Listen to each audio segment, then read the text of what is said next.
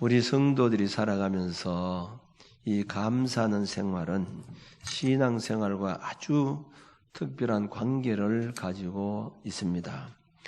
신앙생활을 잘하는 사람이라고 해도 감사할 줄 모르는 사람치고 신앙생활을 바르게 하는 사람이 드물다고 하는 것입니다. 며칠 전 서울 지구촌 교회 원로 목사님이 이동은 목사님의 그 차남이 미국에서 변호사를 하고 있는데 대장암 말기 판정을 받고 작년 10월 16일인가 세상을 떠났습니다. 그가 출석하는 토렌스 좋은 교회에서 장례식을 하게 되었는데 이 장례식의 유족 대표로 나온 이동은 목사님이 아들을 먼저 떠나보낸 슬픔 대신에 선양은 목사가 두 아들을 잃고 하나님께 드린 9가지 감사를 따라서 하나님께 드린 10가지 감사 기도가 인터넷에 올라있는 내용이 있어서 제가 소개를 합니다. 첫째, 아들이 암에서 해방되어 감사합니다. 둘째, 아들이 하나님의 영광의 나라에 입성할 수 있어 감사합니다. 셋째, 유모가 있던 아들로 인해 부부가 기쁨을 누리게 해주셔서 감사합니다. 넷째, 한순간도 불평 없던 그의 아내와 손자를 남겨주셔서 감사합니다. 다섯째, 어려서부터 게임을 좋아하더니 게임 회사 변호사가 된 것도 감사합니다. 여섯 번째, 아들의 고통을 통해 예수님을 내어주신 하늘 아버지의 고통을 알게 해주셔서 감사합니다. 일곱 번째, 수많은 암 환자들과 연대할 수 있어 감사합니다. 여덟 번째, 자식을 잃은 수많은 분들의 마음을 알 수 있어 감사합니다. 아홉 번째, 전 세계 수많은 중보 기도자들과 함께 할 수 있어 감사합니다. 열 번째, 아들이 간 천국을 더 가까이 소망할 수 있어 감사합니다. 아무리 목사지만은 자식이 죽었는데 감사한다는 것은 쉽지가 않습니다. 그런데 이 10가지 감사를 한 것을 보면 믿음을 가진 분이 다르다 하는 것을 생각해 보았습니다. 감사가 있는 신앙은 그 신앙이 살았다는 증거고 신앙의 열매라고도 볼 수가 있습니다. 우리가 하나님 앞에 감사 생활을 하는데 때로는 어려울 때도 감사할 수 있고 또 좋은 일이 일어날 때도 감사할 수 있습니다만은 좋은 일이 일어날 때에 감사할 수 있는 것은 누구든지 할 수 있는 일입니다. 그것은 불신자들도 다 할 수 있는 일입니다. 그런데 우리 그리스도인들의 참 감사는 뭐냐? 어려울 때 감사할 줄 아는 것입니다. 여러분은 일평생토록 감사의 신앙이 지속될 수 있기를 주님의 이름으로 축원합니다. 오늘 본문에 보면 13절 말씀, 누가 누구에게 불만 있거든 용서하되 주께서 너희를 용서하신 것처럼 하라, 같이 하라. 그리고 15절 말씀에 보면 감사하는 자가 되라. 그다음 16절, 17절에 보면 그리스도의 말씀이 너희 속에 풍성히 거하여 모든 지혜로 피차 가르치며 권면하고 시와 찬송과 신령한 노래를 부르며 감사하는 마음으로 하나님을 찬양하고 또 무엇을 하든지 말에나 일어나 다 주 예수 이름으로 하고 그를 힘입어 하나님 아버지께 감사하라고 이렇게 씁니다. 원망하지 말고 감사라는 겁니다. 출애굽한 이스라엘 백성들이 가나안 땅에 들어가지 못한 근본적인 이유가 무엇 때문입니까? 불평하고 감사하지 못했기 때문입니다. 믿음으로 우리가 구원을 받는데 감사와 무슨 상관이 있느냐? 그렇게 할 수 있지만은 감사와 믿음은 비례한다고 할 수가 있습니다. 믿음이 있지만 감사의 생활이 없다. 그 사람은 올바른 믿음을 가진 사람이라고 할 수 없다는 것입니다. 유대인의 3대 명절 유월절, 맥추절, 장막절은 하나님의 은혜를 감사라는 의미로 절기를 주신 것입니다. 하나님께서 잊지 마라, 감사하라는 말입니다. 제가 이 감사절 설교를 준비하면서 인터넷에 있는 이 성구 사전을 쭉 살펴보았는데 성경에 감사라는 단어를 쳐서 이 감사의 단어를 찾아보았는데 감사의 단어가 쫙 그 창세기에서부터 요한계시록까지 나와 있는데 감사가 이 구약 성경에 나와 있는데 그 감사라는 단어를 가장 많이 사용한 사람이 누구냐? 다윗이었습니다. 그리고 그 외에 열왕들이 나오는데 많은 왕들이 나오지만은 또 많은 사람들이 나오지만은 솔로몬의 감사가 조금 나와 있고 그 외의 왕들은 감사의 단어를 사용한 왕들이 거의 없었습니다. 이것을 보면 하나님께서 다윗을 하나님 마음에 들었다고 하는 것은 감사 생활하고 무관하지 않았다. 이렇게 볼 수가 있습니다. 오늘 추수감사주를 우리가 지키는 날이 다시 한번 우리 신앙인과 감사가 어떤 관계가 있는가를 생각하면서 은혜 받는 시간이 되시길 바랍니다. 어떤 성도는 기도하면서 주여 나에게 많은 은혜를 주셨습니다. 그런데 한 가지 더 은혜를 주시옵소서. 감사하는 마음을 주옵소서. 그렇게 기도했습니다. 우리가 받아야 할 은혜 중에 가장 큰 것은 감사하는 마음입니다. 인간은 얼마나 간사한지 은혜는 곧 잊어버리고 불평과 불만에 매여 사는 약점들을 가지고 있습니다. 그래서 이제 우리 주변에 감사하는 사람들은 잘 보이지 않고 그저 불평하는 사람들은 어디서나 우리가 만나볼 수가 있습니다. 감사할 줄 아는 사람, 감사할 줄 아는 사람은 비가 오면 산천초목이 이제 무성하게 되고 먼지도 없고 그래서 감산도 갑니다만은 불평하는 사람은 길이 길어서 나쁘다. 그렇게 합니다. 감사하는 사람은 포도를 먹으면서 이 포도가 맛도 좋고 비타민도 풍부하다고 감사하는데 불평하는 사람은 씨가 많아서 나쁘다고 말합니다. 감사하는 사람은 장미꽃을 보면서 참 장미꽃 향기가 좋고 아름답다고 얘기하는데 장미꽃은 가시가 많아서 나쁘다고 얘기합니다. 감사하는 사람은 국화꽃을 보면서 아름답다고 하는데 불평하는 사람들은 쑥냄새가 나서 싫다고 얘기하는 사람이 있습니다. 불평에 능한 사람은 뭐든지 늘 불평하고 원망한다는 것이죠. 미국 시카고에서 목회하는 이종민 목사님이 쓴 글에 보면 자기 친구 목사가 60년대에 이 교회에서 일어난 일을 소개하고 있는데 친구 목사가 서울 미아리에 있는 달동네에서 목회할 때의 이야기입니다. 한 분은 이 시골길로 가는데 마을길로 가고 있는데 아주 판잣집의 안에서 기침 소리가 나고 한숨 소리가 나길래 그냥 지나칠 수가 없어서 그 집에 들어갔다고 하는 겁니다. 들어가 보니까 피골이 상접한 폐병 환자가 이 각혈을 하고 있는데 도저히 갈 수가 없어서 그를 이제 위로하고 그날부터 환자를 돌보기 시작했습니다. 자기 가족도 제대로 못 먹는 고기를 사서 옛날에 그때 60년대 70년대에는 이 폐병 환자들이 참 많이 있었잖아요. 폐병 환자들은 잘 먹으면 되는데 못 먹으니까 안 되거든요. 그러니까 그분에게 막 고기를 사다가 막 갖다 먹이고 이렇게 하니까 몸이 점점 좋아지면서 교회에 따라서 나오게 됩니다. 그래서 교회에 따라서 교회에 나오는데 그래서 몸이 거의 낫다시피 그렇게 하니까 그럼 이제 직장에 나가야 되는데 직장에 노동판에 가서 이제 돈 벌러 나가는데 그때부터 교회를 한 번, 두 번 더 빠지기 시작하더라는 거죠. 그래서 나중에는 완전히 교회 문을 딱 닫아버리더라는 겁니다. 아예 안 오더라는 거죠.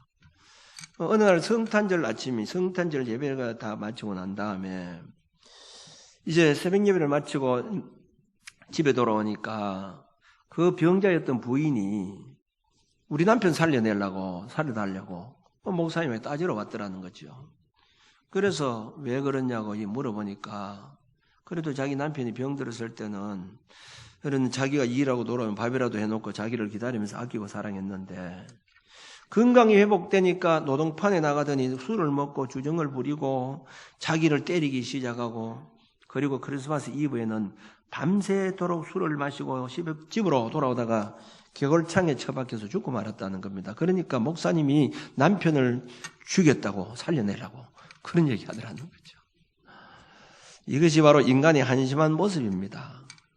하나님은 감사하는 자에게는 점점 감사의 조건이 늘어가게 하지만은 은혜를 주어도 불만하는 사람은 그 감사를 뺏어 가시게 된다는 것을 알아야 합니다.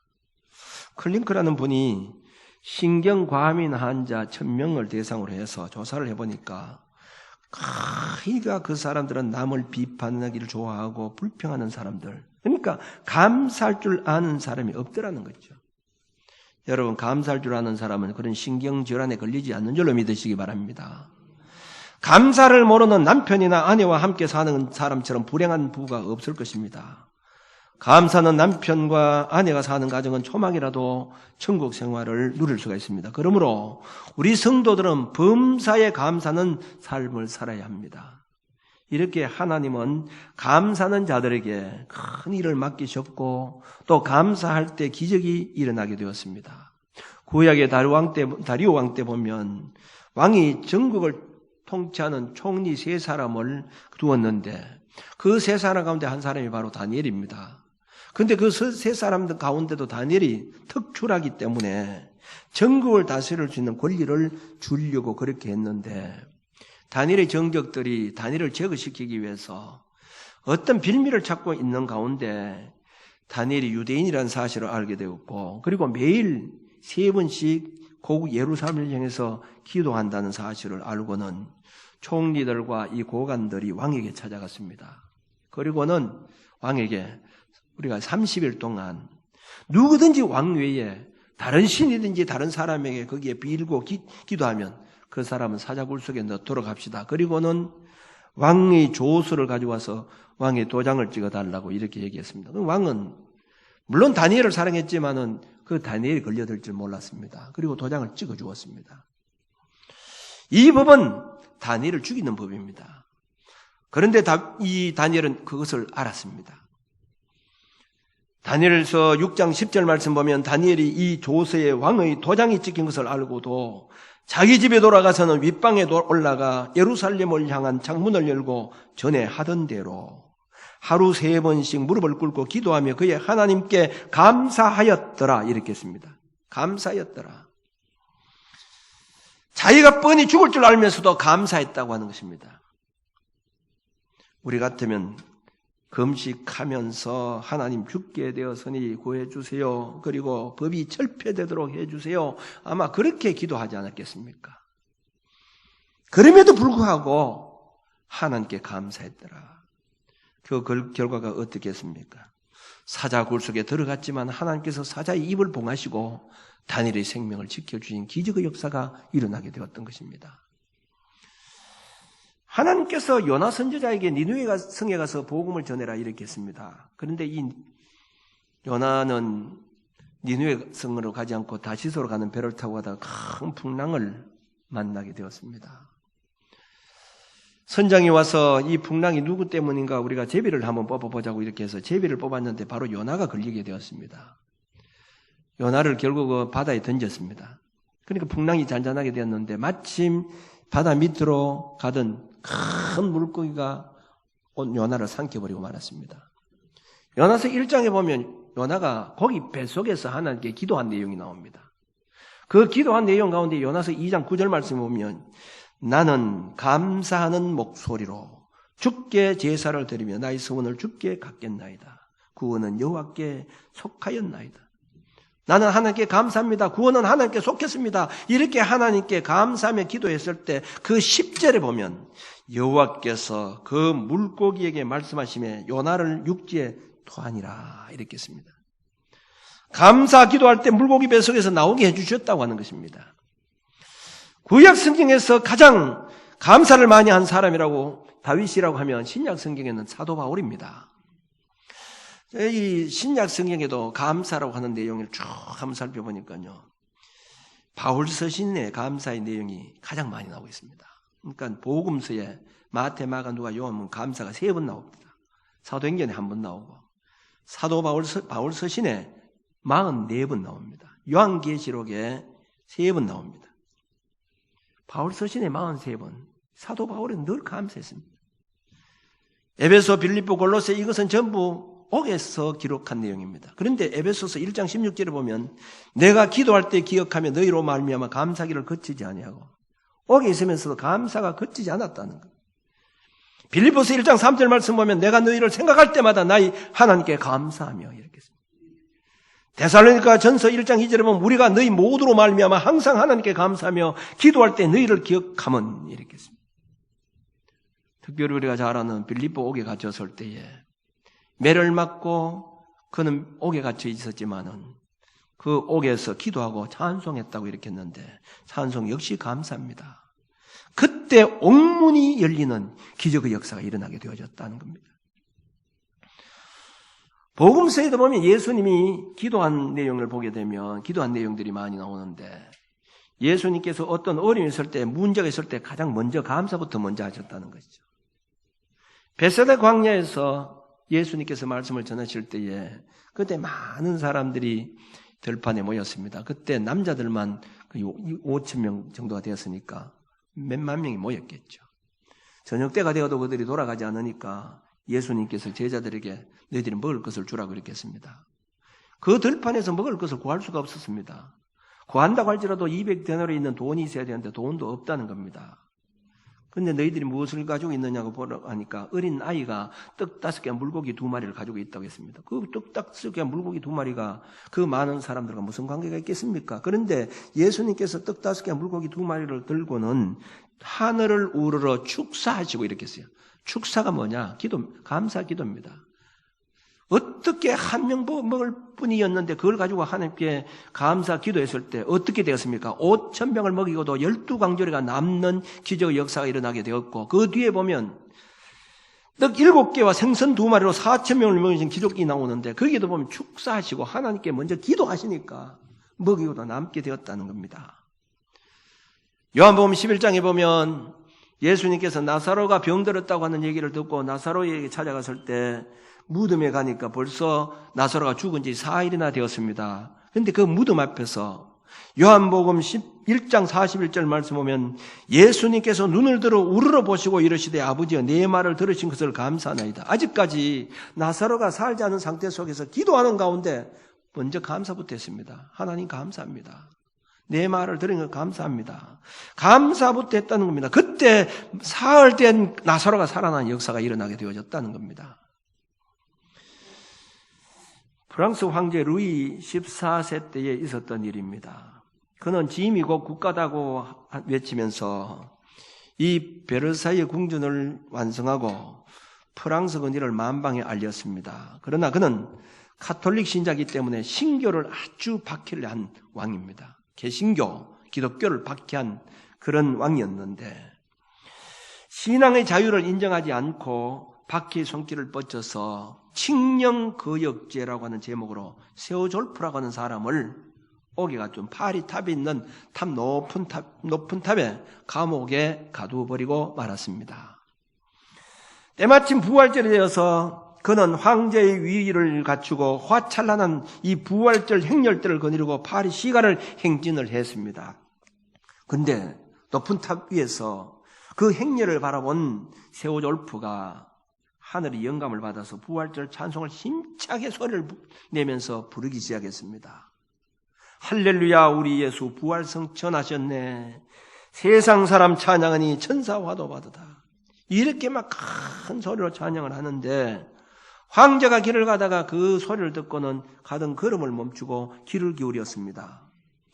이 찬송 소리는 감옥 탑 위에 있는 가두어두었던 그 사람이 찬양을 하는 소리가 들리게 되었습니다. 그런데 그 찬송을 듣고는 이 루이 14세의 양심을 막 때리게 된 겁니다. 2절에 보니까 할렐루야 우리 예수 왕의 왕이 되시고 무덤 속에 있는 주인 주가 일으키시네. 이 찬송 소리를 들을 때에 황제의 영혼에 큰 충격과 가책을 받게 되었습니다. 황제는 이 부활 축제 행렬을 세우고는 감옥으로 올라갔습니다. 그리고 세오졸프에게 손을 잡으면서 내가 잘못했다고 그러면서 그 세오졸프를 석방해서 신앙의 자유인이 되게 했다는 것이죠. 세오졸프가 하나님을 위해서 일하다가 남대없이 감옥에 갇혔을 때에 하나님을 원망만 했더라고 하면 어떻게 이런 역사가 일어났겠습니까? 세오돌프는 감옥에서도 오직 하나님의 말씀과 기도 속에 살았을 때 놀라운 찬송을 할 수 있는 마음이 일어났고, 그러한 믿음의 찬송이 완악한 황제의 마음도 녹아지게 했던 것입니다. 사랑하는 성도 여러분, 오늘 이 시대의 불행은 감사를 모르는 데서 생겼습니다. 멸망의 자리에서 구원받고도 예수님께 감사할 줄 모릅니다. 도리어 원망하고 불평합니다.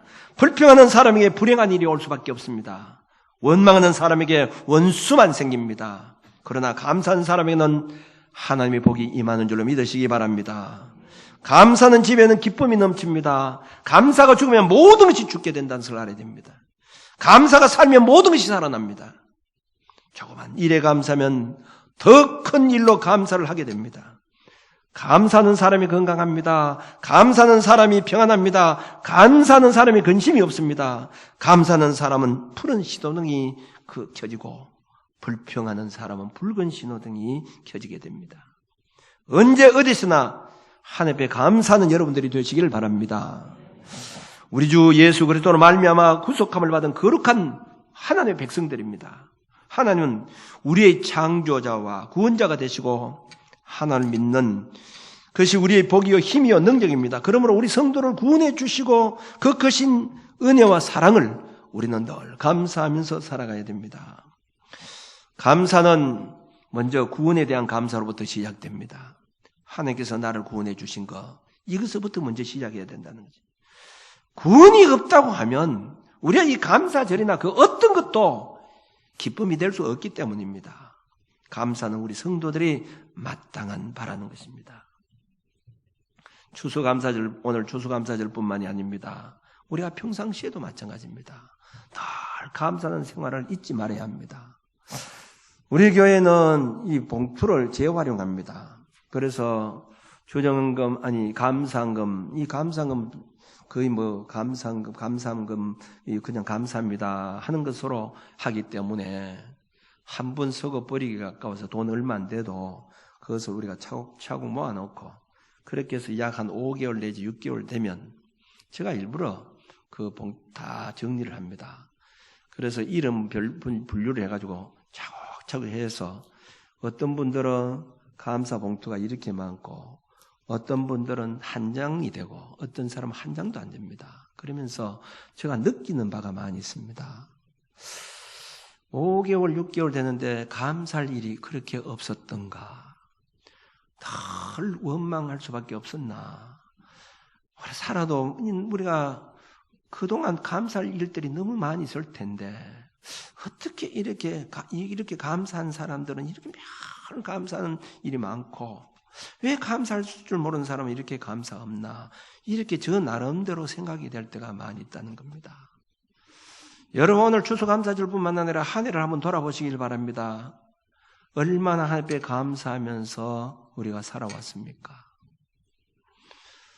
감사하는 마음, 감사하는 말, 감사하는 인격을 가진 사람은 본인이 먼저 큰 은혜를 받습니다. 우리가 은혜를 받는 것도 마찬가지예요. 감사하는 사람을 하나님이 기뻐하십니다. 감사할 때 본인도 행복하고 남도 즐겁게 합니다. 행복을 누가 줍니까? 감사가 줍니다. 감사는 성숙하고 건강한 인격을 나타냅니다. 감사와 신앙은 뗄래야 뗄 수 없는 관계에 있습니다. 구약에 많은 사람들이 있었지만은 많은 열왕들은 감사를 몰랐습니다. 그런데 하나님이 내 마음에 합한 자라고 하는 이 다윗에게만 늘 감사의 삶을 살았고, 신약시대의 가장 위대한 사도 바울 역시도 그 많은 사람들 가운데 가장 감사가 많았다고 하는 것은 가장 성숙한 사람이요 가장 믿음 있는 사람이라고 이렇게 할 수가 있습니다.